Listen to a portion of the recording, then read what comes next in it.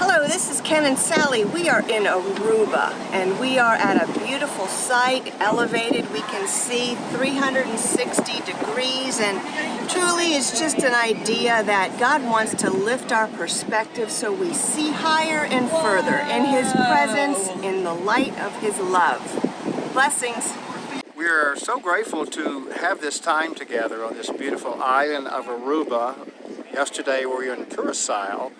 Both of these islands are under protectorship of the Dutch government, but they do have their own sense of independence.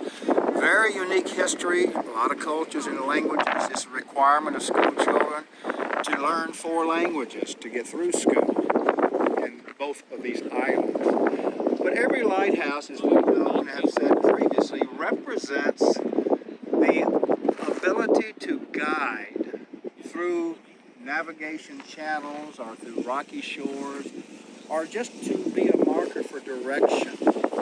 And we often refer to light of this nature as an external light, which is necessary for ship guidance. And some of these systems, I'm sure, have the homing devices or devices that they can track themselves electronically or digitally according to their technology to do so. But if we think about inner light, what is the light of our inner heart, our inner path? Well, first of all, it's the Holy Spirit. It's the living, abiding Word of God within us. But you know that we are light.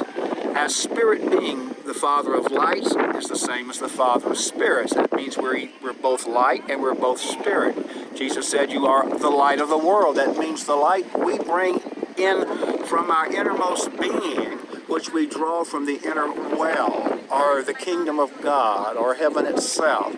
We bring light into this world to give it a sense of direction, a sense of bearing, a sense of purpose, and also a sense of stability and a sense of hope for a future. That's our function as light. Ships cannot navigate without the light, especially the older ships, and before all of the electronic technology. So we're just blessed to have this time to share with you and just remind you, you are the light of the world. Draw that light from within and let it shine forth.